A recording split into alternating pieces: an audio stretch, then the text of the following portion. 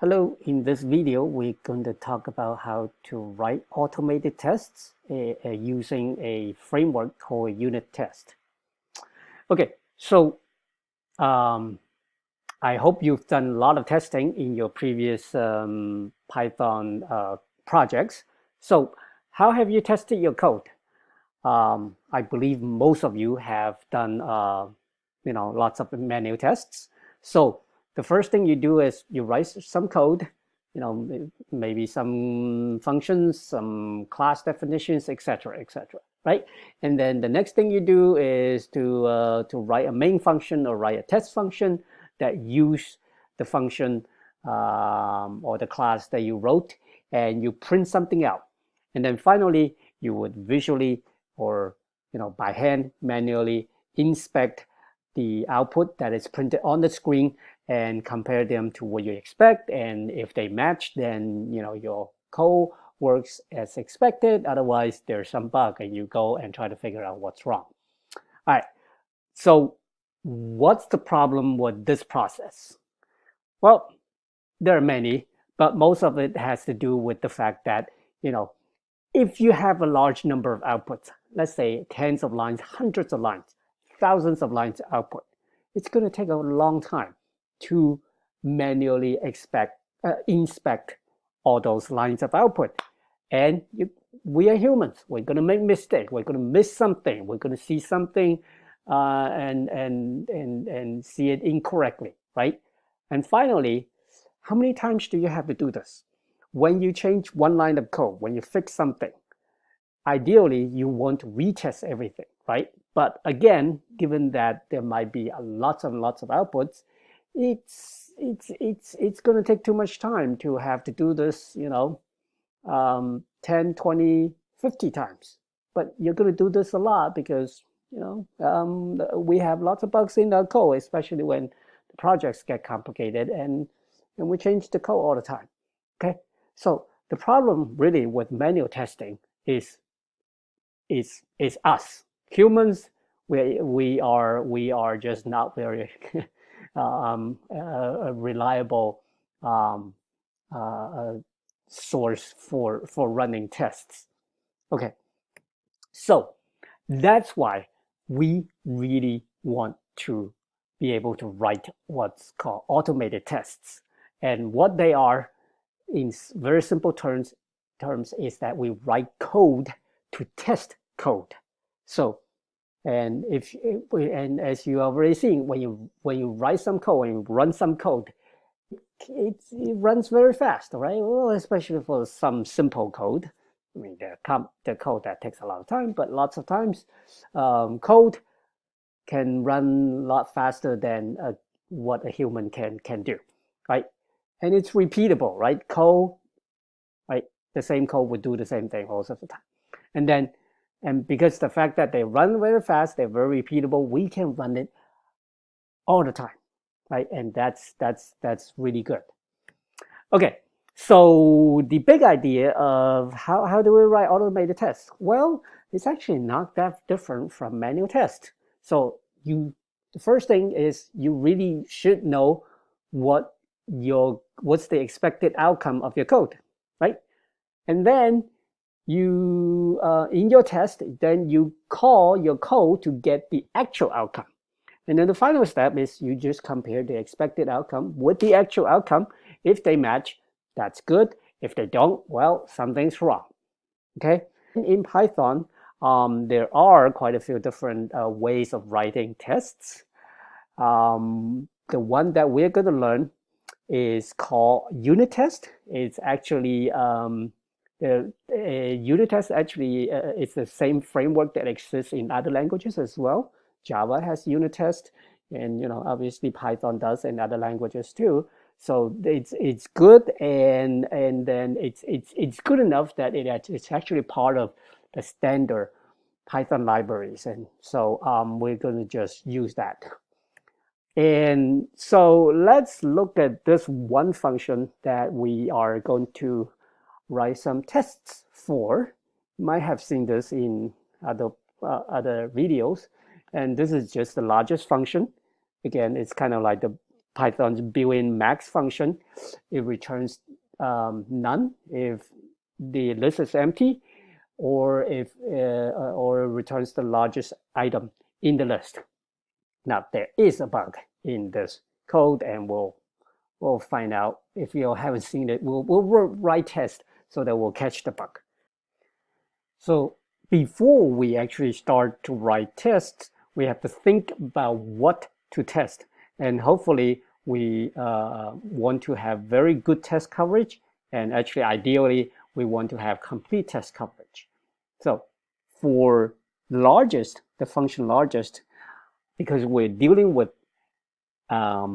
list of items, there are several cases that we must cover.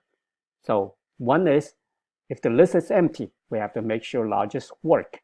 And then the next one is, what if the list has only a single item?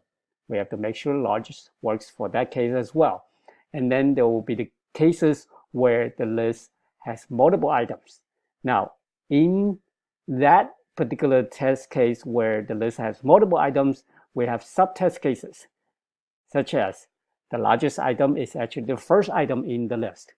The largest item is somewhere in the middle of the list, and then the largest item is at the end of the list. Right? Those are all the possibilities. And then there will be actually more cases, such as, what if the items are not just positive numbers? Maybe some of them are negative. Maybe all of them are negative, etc., etc. Thing is, yes, how are we going to actually write the tests using the unit test framework? So I usually put the tests in a different file. So currently this file, the largest function exists in a file called func.py. I'm going to create a new file called, it's func, same name as the source file. I'm going to put an underscore test to indicate that it's the test for func.py. Okay, and now the next thing we're going to do is we're going to import the unit test framework. Again, you don't have to install anything extra because it's part of standard Python. Now I'm going to, from func, which contains the function that I want to test, I want to import everything. Okay, and now to all the tests that I'm going to write, at least in this case, I'm going to put it in a class, and you have to put it in the class. In this class, I'm going to give it a descriptive name, or sort of descriptive. In this case, it's just going to call func test case, and this class must inherit from unittest.testCase. Okay, so yeah, so the name, again, the name of this class does not really matter, but by convention I like to put test case at the end, and then the kind of give it a descriptive name. In this case, I'm testing all the functions in the func.py, so I call it func test case. All right, so the next thing that we're going to do is, let's create our first test. And a test is just a method in this class. So I'm going to define test. Now, it's important that all the tests are prefixed with the word test. Okay, and then after that you can give it something descriptive. So I'm going to test largest, and the first test I'm going to write is the largest that's given an empty list. So I'm going to call it largest empty. Okay, and I am simply going to call largest and give it an empty list. I'm going to assign it what it returns to a result variable. Okay, and the next thing I'm going to do, and here's a little of the test magic. And so unit test case, it provides a bunch of function called assert. Assert is basically just making sure something is true, right? So what we are expecting is that we expect result to be none, right? Because the input list is empty. So I'm gonna assert is none, and that's the result. Now that's good enough actually for now. But for all of these asserts, you can optionally put a message that this message gets printed out if the assertion fails, meaning something doesn't work as you expect it to. So this message usually should kind of explain what's the expected output or why it fails. So I'm going to say result should be none for empty list. This is optional. You don't have to write this, but sometimes it helps, particularly if the assertion is not obvious. So that's it. That's our first test. And now you can run it. Now, if you're using PyCharm, like I'm using, PyCharm has a very good built-in support for unit tests. So all you have to do is right-click or two-finger click on this thing, and you just say run unit tests, and there, and it ran. So and you can expand all the tests. Here you can see, this is our one test that's inside the func test case that's inside the functest.py file. And this one test case is the test largest empty, and it ran correctly. If you go back to the top level, it tells me I ran one test and it was okay. So that's great. All right. So let's see. All right. Now, if you're not using PyCharm, then you kind of have to insert a line of code to call the unit test main, and then you can run it. But if you do that inside PyCharm, it doesn't matter. This line of code doesn't matter. Okay. All right. So let's next add a second test that will test the largest, giving a list of one element. So again, I'm going to define a second test. Remember, all the tests must start with the word test. So I'm going to say test largest, and I'm going to call this one item. All right, and I'm going to say result is, I'm going to call largest again, and I'm just going to say, it's a list of one element or one item, right? And what do we expect result to be? It should be 1, right? So now I'm going to use assert. I know I expect a result to be 1, so I'm going to say assert equal. Now, the first argument should be what's expected. So I'm expecting a 1, and I'm going to compare 1 to result. And I'm going to assert, result must be 1. Okay, so it's as simple as that. And again, I'm going to run it, and well, okay, it ran one test because my cursor is inside a test method. So it only ran the test largest one item test. Now, if I put my cursor up in the class itself or somewhere outside the class, and I'm going to run again, then it will actually run 2 tests. It will run all the tests. So it ran the test largest empty and test largest one item. And it ran 2 tests. They're all green, so we are good. All right. So let me make sure I talk about everything that I need to. All right. So yes, I already kind of explained assert equal. You're probably gonna, this is probably one of the most frequently used asserts, but there are many others. So find the one that you need. So next, I'm going to test, write a couple more tests that would test the largest on multiple items. So I'm going to actually say the largest would be the first item in the list. So I'm going to say result largest, And so the largest one is the first item. I'm just going to do something simple like 3, 2, 1. Okay. And I know I would expect the result to be 3. Right? And then I'm going to write one more, another test, in largest. So the largest one will be in the middle. Okay, so result equal largest.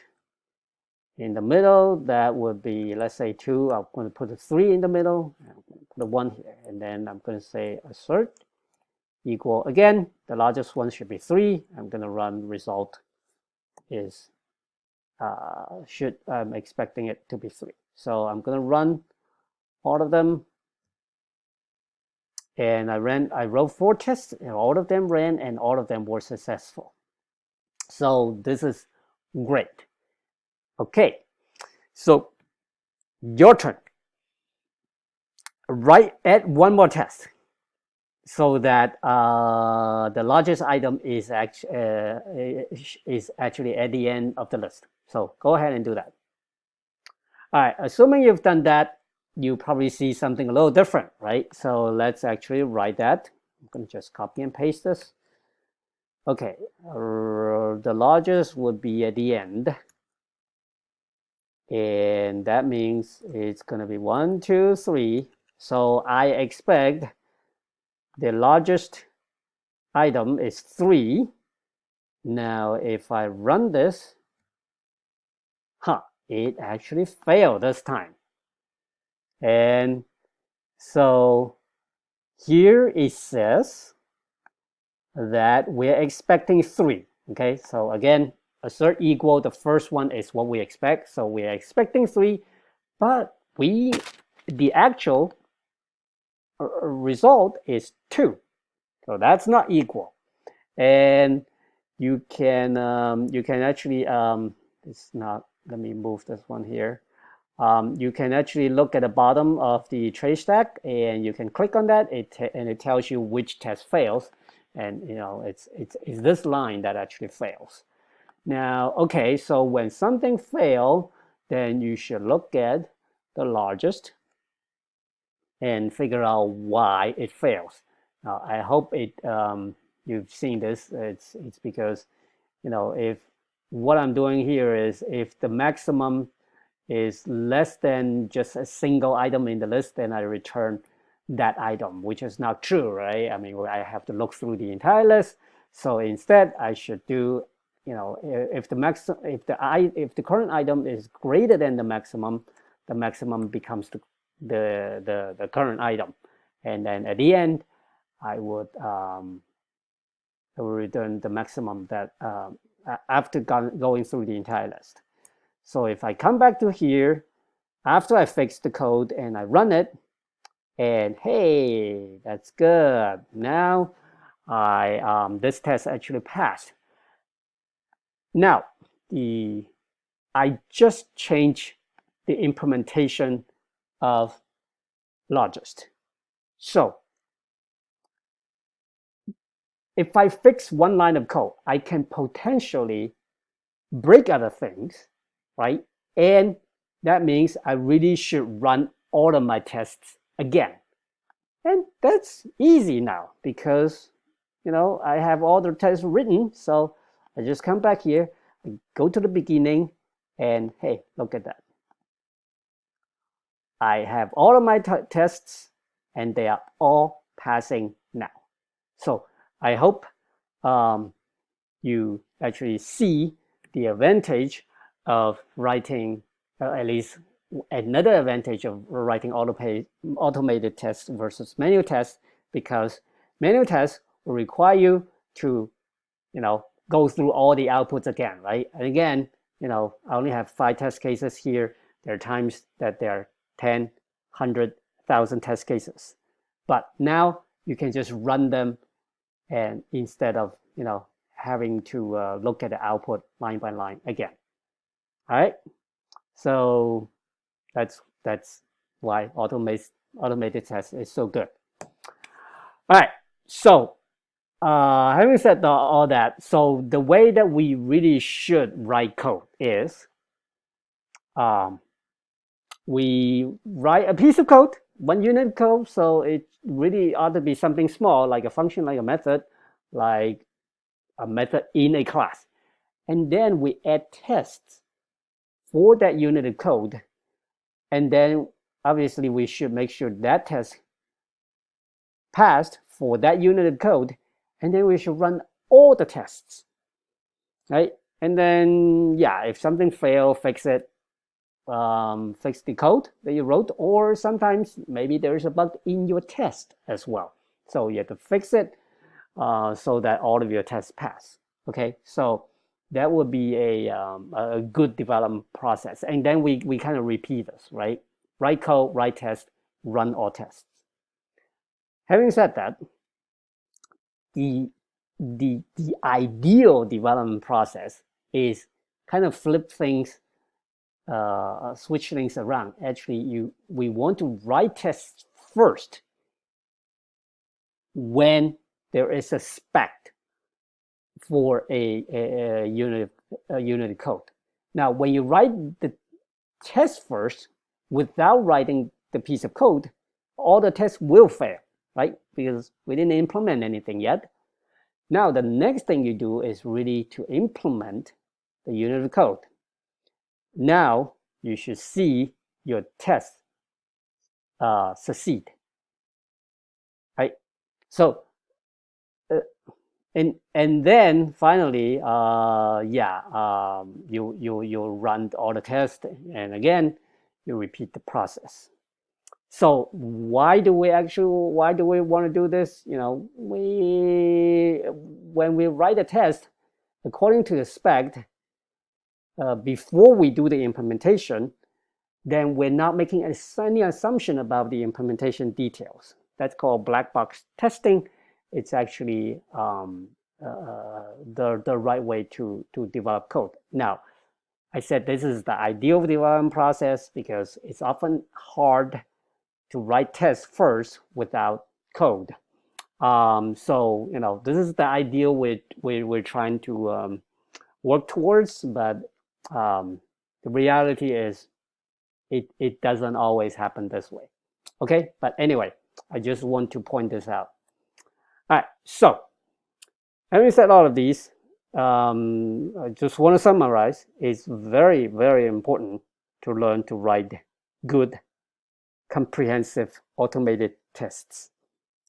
And as a matter of fact, in the industry nowadays, where you're going to work on very, very complex systems, you're going to work in code bases that have hundreds of thousands of lines of code, and you are expected to write lots of code very, very fast.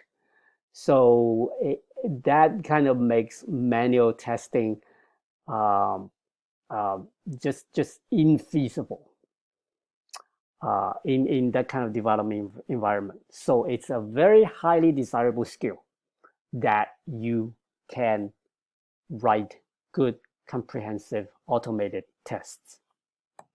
All right, so as we go on in the rest of the class, I will demonstrate more writing automated tests. So we'll see more examples, and there are many other cool things that you can do with the unit test framework. Now, if you cannot wait, I have some links here. One is due to the official unit test documentation, and then another one is another kind of a tutorial introduction to unit test.